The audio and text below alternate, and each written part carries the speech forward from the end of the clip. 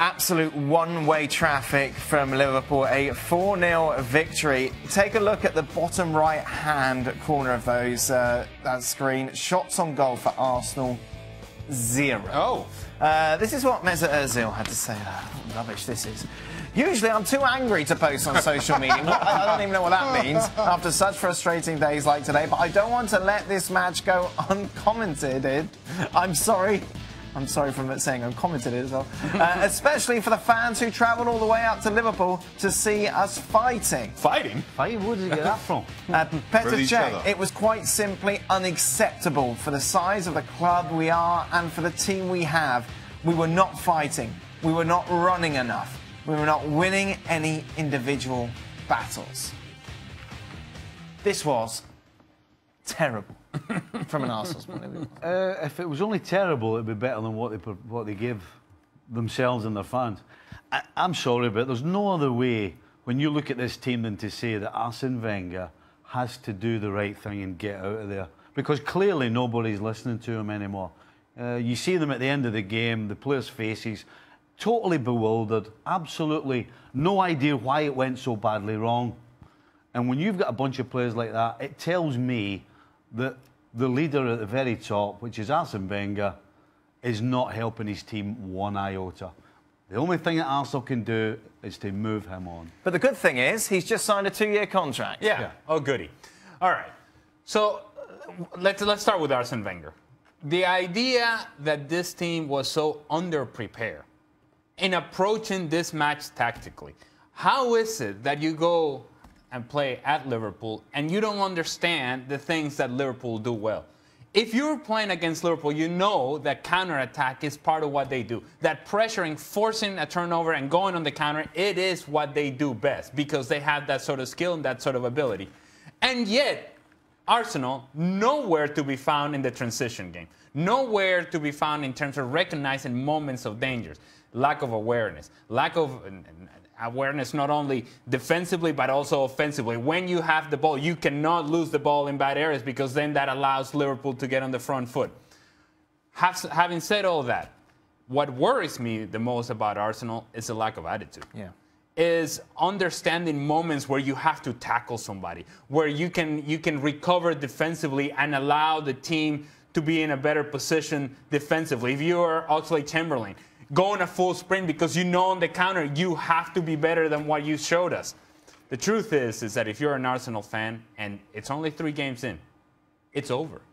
It's season over. Forget about title. I mean, that was never in the conversation. But top 4, pack up and go home. It's not happening because this team, not only do they not have the talent level on the field, they also don't have the talent level off the field at this point. As much as you criticise Arsenal's lack of attitude, I think it's reflective of the manager. Arsene Wenger, for me, is a shadow of the man who wrote his name into history books in English football. But don't players have to take responsibility? Absolutely. To come out, like, you don't need someone to tell you, this is a big game, you need to run. If you absolutely. Go ahead. Sorry, if you set your team up at Anfield against all the things that Liverpool do well, and you include Aaron Ramsey as one of your sitting midfielders, you're setting your team up for failure. Because Aaron Ramsey, part of his game is getting in the opposition box. So when he does that, Shaq is left on his own. One guy on his own, and he gets absolutely... Well, he doesn't know which way to turn because there's just red jerseys all over. So straight away, he sets the team up to fail by the team that he puts on the field. Well, let's talk about the team that he put on the field. Craig was in earlier today. He gave his player rankings. I'm not sure if it's a subtle hint. He gave a lot of number 2s. Petr Cech gave him 5 out of 10. Let's talk about some of the tactical decisions, Shaq. Obviously, he mentioned Ramsey, but Lacazette, you pay a record fee for a striker. And you leave him on. And you leave him on the bench for this sort of time. And this goes to my point of this team being reflective of the manager. You come up against Liverpool. Liverpool, who in that little top 6 mini league that everybody talks about, topped last season. Arsenal finished bottom, by the way. You know about Liverpool's counter-attacking. You know about their front three. Yet you decide to go with a back three, and your wing backs are Bellerin and Oxlade-Chamberlain, who are far more comfortable higher up the park. So you leave Liverpool going 3v3 against your back three. You are asking for trouble. You put Xhaka and Ramsey in the midfield. Aaron Ramsey is one of the most indisciplined defensive midfielders there are in the game. He loves to get in the box. He loves to stay in the box. He's not too worried about getting back. You are absolutely begging for trouble. You sign Lacazette for a record fee. Yeah. You leave him out. Alexis Sanchez could not get out of there any quicker, but you're starting for some ridiculous reason. I don't understand anything of Arsene Wenger's thinking. You talk about, and he's talked about jigging his defense, which he did. He played a back three to finish the end of last season. But to start this season, never mind the opening day loss against Liverpool, he then goes to a back two. The back two are Mustafi, his 5th record signing, by the way, and Koscielny. In the first 12 games of them playing together, they win 9, draw 3, then Mustafi gets injured. Yet you find yourself with this ridiculous system that nobody knows what they're playing in. Everybody is lost, and this is what happens. This is on Arsene Wenger. I understand what you're saying, Shaq, and I agree with everything that you're saying.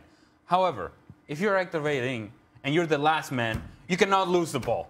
You cannot do that. So those are mistakes that, okay, I understand that Arsene Wenger bears responsibility, but there are also some individual mistakes that are being made on the field that some of these players should be better than the way that they're performing. You're activating, you cannot lose the ball there. If you are guys that you know that transition is going to be important for this match, you cannot jog back. You got to sprint back. And if you don't have enough of an attitude as an individual player to get back into positions where you can defend, then it's much more than Arsene Wenger. Arsene Wenger has created this environment, and now these players are now in a place where they're not accountable, because you'll see these guys back out on the field a couple of weeks from now after the international break. This will be the same guys that will be out there, and time and time again, there will be a moment where they're going to be asked for a little bit of toughness, a little bit of something extra, and they're not going to have it. And we should not be surprised that this is what has happened with Arsenal, because it happened last year, the year before, and the year before that. Let me make this comment. This is going to be my last comment on Arsenal, because I think Liverpool were that good, and we shouldn't discourage that. I'm not answering any more questions than Arsenal. But in one of Arsene Wenger's post-game press conferences, he said Arsenal weren't up to the game mentally. That's on you, Arsene Wenger. He says they weren't up to the game physically. Liverpool are the ones who played midweek. I had to go back and check and make sure that Arsenal didn't play some kind of Europa League qualifier. How is it that Arsenal are the ones who are not up to it physically when Liverpool are the ones who play in midweek? When you use the excuse that Chelsea didn't have to play midweek football last year, that's how come they won the league.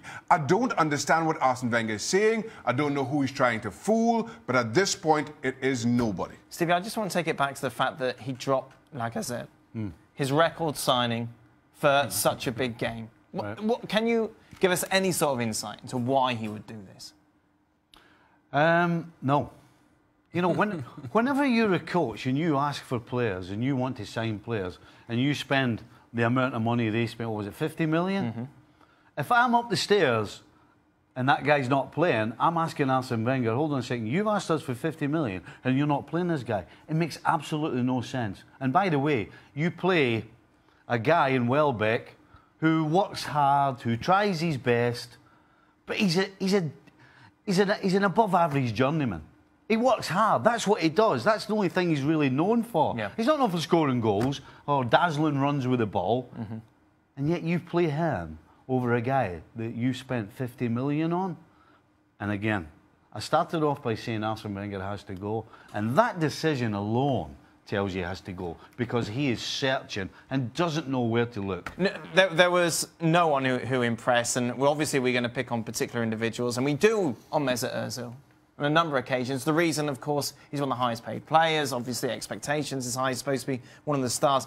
As a coach, what do you do with this player? How do you deal with this sort of attitude, this sort of disappearing act that we see? I think it's difficult because the likes of Mesut Ozil plays better and better teams. You know, his forte is in the last third of the field. he sees little passes and he drifts into positions that you just can't pick him up. And when he's playing in a team that can't get him the ball in the final third, can't read where he's looking to play passes, then you're going to get a player that just doesn't contribute. And if you're wanting Mesut Ozil to be running back and charging into tackles and harassing people and closing them down, that's not what he does. So when you have a player in your team who needs the ball and you're playing against a team like Liverpool and they're dominating you, you're never going to see him. Imagine how angry he must get that he can't post on social media. Oh, normally. God, Wow, that is tension, super angry. That pressure.